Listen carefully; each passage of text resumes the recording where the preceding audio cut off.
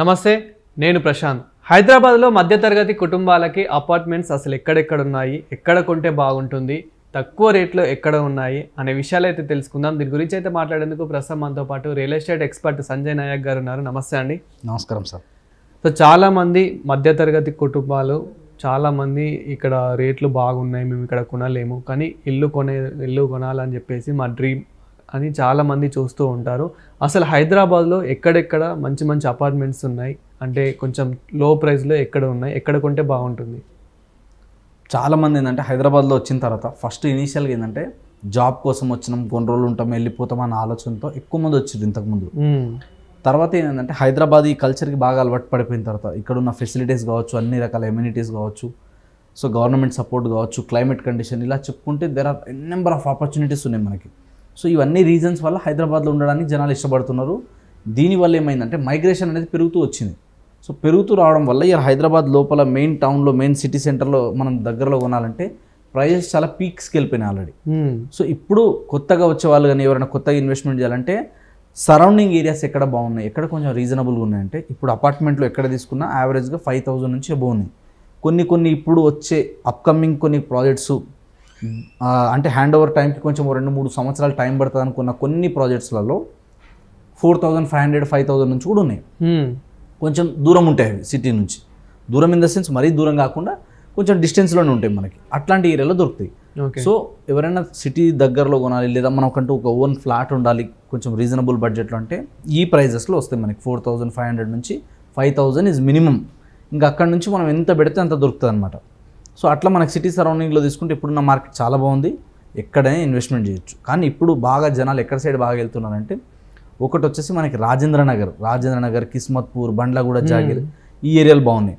ఇక్కడ ఎందుకు బాగున్నాయి అంటే దీని పక్కనే నార్సింగి, కోకాపేట ఇవన్నీ దగ్గరలో ఉన్నాయి కాబట్టి, మోకిలా, ఈ ఏరియాస్ బాగున్నాయి ఆల్రెడీ. తర్వాత వచ్చేసి మనకి పటాన్చెరు, రుద్రారం, ఈ సరౌండింగ్ ఏరియాస్లో కూడా కొంచెం బాగున్నాయి ఏరియాస్. తర్వాత వచ్చేసి మనకి ఈ belt, south belt, west belt మధ్యలో ఎక్కువ డెవలప్మెంట్ జరగడం వల్ల ఇక్కడ సైడ్ బాగా వస్తున్నారు. తర్వాత వచ్చేసి మనకి తీసుకుంటే కోంపల్లి, సుచిత్ర, తర్వాత వచ్చేసి నాగోల్, ఉప్పల్, తర్వాత బోడుప్పల్, ఈ ఏరియాస్ కూడా బాగా డిమాండ్ అవుతుంది. తర్వాత నెక్స్ట్ వచ్చేసి ఇప్పుడు మనకి ఎల్బీ నగర్ సరౌండింగ్ ఏరియాస్ కావచ్చు, సో బాలాపూర్ సరౌండింగ్ ఏరియాస్ కావచ్చు. ఇక్కడ మనకి రెసిడెన్షియల్గా కూడా ఇప్పుడున్న మార్కెట్ ఏంటంటే కొంచెం బాగుంది, ఎక్కువ మంది వెళ్ళి ఇన్వెస్ట్మెంట్ చేస్తున్నారు. కొల్లూరులో కూడా రీసెంట్గా చాలా అమ్ముడుపోయాయి, రీసెంట్గా చాలా పెట్టుబడులు పెట్టారు అని చెప్పేసి విన్నాము. సో కొల్లూరులో ఏ విధంగా ఉంది? మధ్యతరగతి కుటుంబాలకు ఇప్పుడు ఇన్వెస్ట్మెంట్ చేయొచ్చో చేయరాదు అక్కడ? కొత్తూరు అనేది వన్ ఆఫ్ ది హాట్స్పాట్ అని చెప్పొచ్చు మనం. ఎందుకంటే ఈ కొల్లూరు సరౌండింగ్ ఏరియాస్ తీసుకోవచ్చు మనం. అంటే సిటీకి ఇవన్నీ దగ్గరగా ఉన్నాయి కాబట్టి ఐటీ ఎంప్లాయీస్కి రావడం పోవడం, ట్రాన్స్పోర్టేషన్ ఈజీ ఉంది, కొంచెం అఫోర్డబుల్ ఉంది. ఎందుకంటే ఇప్పుడు అది 10 కిలోమీటర్లు 15 కిలోమీటర్లు అంటే పెద్ద దూరం కాదు, మరీ ఎక్కువ దూరం ఉంటేనే ఇబ్బంది అవుతుంది. కాబట్టి ఆ రేడియస్ని బేస్ చేసుకొని సరౌండింగ్ ఇన్ఫ్రాస్ట్రక్చర్ డెవలప్మెంట్స్ వస్తున్నాయి. కాబట్టి కొల్లూరు అయినా తీసుకోవచ్చు, కొల్లూరు సరౌండింగ్లో తీసుకోవచ్చు, పటాన్చెరు సరౌండింగ్, ఓఆర్ఆర్కి దగ్గరలో ఎక్కడ మన బడ్జెట్లో వస్తే మనకి ఎక్కడ కన్వీనియంట్గా ఉంటే ఈజీ టు రీసేల్ కానీ, లేదా మనం ఉండడానికైనా సరే ఎప్పుడైనా మనకి ఏ ఫెసిలిటీ కావాలన్నా కూడా అన్ని దగ్గరలో ఉంటే తీసుకోవచ్చు. ఇదే ఏరియాలో తీసుకోవాలి, ఈ ఏరియాలో తీసుకోవద్దని లేదు. ఇక్కడ ఏమొస్తుంది అంటే మన రిక్వైర్మెంట్ ఏముంది, నెక్స్ట్ మన బడ్జెట్ ఏముంది, సో మనం ఎందుకోసం అక్కడ తీసుకోవాలనుకుంటున్నాము, వర్కింగ్ ప్లేస్కి నియర్ బై ఉందా, లేదా కాస్ట్ అఫోర్డబిలిటీ బాగుందా, లేదా కొంచెం ఎన్విరాన్మెంట్ బాగుందా, స్కూల్స్, కాలేజెస్, పార్కులు, తర్వాత వచ్చేసి మనకి ఏదైతే మెట్రో కనెక్టివిటీ కావచ్చు, ఇవి ఎక్కడ సైడ్ బాగున్నాయి. ఇప్పుడు మియాపూర్ ఉంది, మియాపూర్ అవతల ఉంది, బాచుపల్లి, కోంపల్లి, ఈ ఏరియాస్ కూడా బాగున్నాయి. అంటే ఏరియాని బట్టి ఉంటుంది. అంటే జనసాంద్రత ఎక్కడ బాగా పెరుగుతుంది, ఎక్కడ ఎంప్లాయ్మెంట్ ఆపర్చునిటీ వస్తుంది, ఎక్కడ మనం తీసుకుంటే బాగుంటుంది అన్నది పర్సన్ టు పర్సన్ మారుతుంటుంది అది. సో వాళ్ళ రిక్వైర్మెంట్ తగ్గట్టు వాళ్ళు ఎక్కడ నచ్చితే, వాళ్ళకి ఎక్కడ అఫోర్డబుల్గా వస్తే అక్కడ వెళ్ళి ఉండడానికి ఇష్టపడుతున్నారు. కానీ ఎక్కడ కొనాలన్నా ఇప్పుడున్న మార్కెట్ అదే మంచి మార్కెట్. సో ఈ మార్కెట్లో నేను ఇన్వెస్ట్మెంట్ చేసుకున్నా, ఈ మార్కెట్లోనే ప్రాపర్టీస్ కొనుక్కుంటే కొంచెం తక్కువలో వస్తాయి.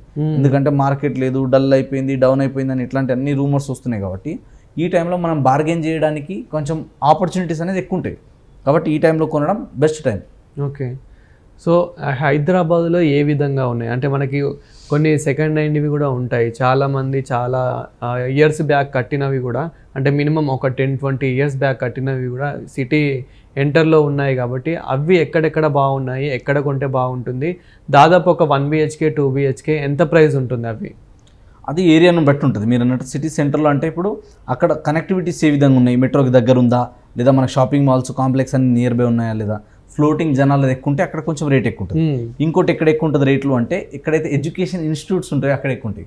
అంటే బ్యాచిలర్స్ రెంట్కి ఉండే వాళ్ళు ఎక్కువ ఉంటారు అక్కడ, హాస్టల్స్ కోసము కాలేజీల కోసం మెయింటైన్ చేయడానికి ఆ డిమాండ్ వేరే ఉంటుంది. ఓకే. సో అక్కడ ఏంటంటే కొంచెం ప్రైజెస్ అనేది హైక్ ఉంటుంది, ఎక్కువ ఉంటుంది మీకు. సో అట్లా కాకుండా కొంచెం హాస్టల్స్ అవన్నీ కొంచెం డిస్టెన్సే ఉన్నాయి అనుకుంటే అక్కడ మీకు తక్కువలో వస్తాయి. సో కొందరు ఏంటంటే ఎఫోర్డ్ చేయగలుగుతాము కొత్తది అనుకుంటే కొత్త దాంట్లో వెళ్తారు. లేదు మనం కొత్తది కొనలేమన్నప్పుడు వాళ్ళు ఏం చేస్తారంటే లో బడ్జెట్లో రీసేల్లో కూడా ఏమైనా వస్తే కూడా కొంచెం రెనోవేషన్ చేసుకొని కొంచెం మాడిఫికేషన్ చేసుకొని కొంచెం ఇన్వెస్ట్మెంట్ చేస్తే ఇది ఇంకొంచెం చేంజెస్ తీసుకురావచ్చు, బాగుంది ఈ లొకేషన్ ప్రైమ్ లొకాలిటీలో ఉందనుకుంటే దాంట్లోనే ఇన్వెస్ట్మెంట్ చేయొచ్చు. సో ఎప్పుడైనా కానీ మార్కెట్ రెంటల్ మార్కెట్లో తీసుకుంటే అంటే ఐటీ ఎంప్లాయీస్ కానీ మ్యానుఫ్యాక్చరింగ్ యూనిట్స్ కానీ లేదా మనకి కంపెనీస్ ఏవైతే దగ్గరగా ఉన్నాయో ప్రొడక్షన్ కంపెనీస్ వాటికి దగ్గర ఉంటే రెంటల్ వాల్యూస్ వేరే ఉంటుంది. ఐటీకి ఫార్మాకి దగ్గరగా ఉంటే వేరే ఉంటుంది రెంటల్. దీని తర్వాత వచ్చేసి స్టూడెంట్ ఉంటే రెంటల్ వేరే ఉంటుంది. సో ఇట్లా కేటగిరీని బట్టి ఉంటుంది కూడా. సో ఇవన్నీ ఎక్కడ సైడ్ ఎక్కువ ఉన్నాయి ఎక్కడ సైడ్ బాగా వస్తున్నాయి ఇవన్నీ చూసుకొని దాని దగ్గరలో అంటే ఒకవేళ మనం దీని నుంచి కమర్షియల్గా ప్లాన్ చేసుకున్నా కూడా కొందరు ఏం చేస్తారంటే ఆల్రెడీ నాకు ఇల్లు ఉంది లేదా ప్లాట్ ఉంది లేదా ల్యాండ్ ఉంది, నేను ఉండడానికి ఇల్లు ఉంది కానీ డబ్బులు ఉన్నాయి దీని నుంచి రొటేట్ చేయాలన్నప్పుడు హాస్టల్స్కి దగ్గర ఫార్మా కంపెనీస్ ఈ ఎంప్లాయీస్ ఎక్కడైతే ఎక్కువ ఉంటారో అక్కడ అలాంటి ఏరియాలలో పెడతారు.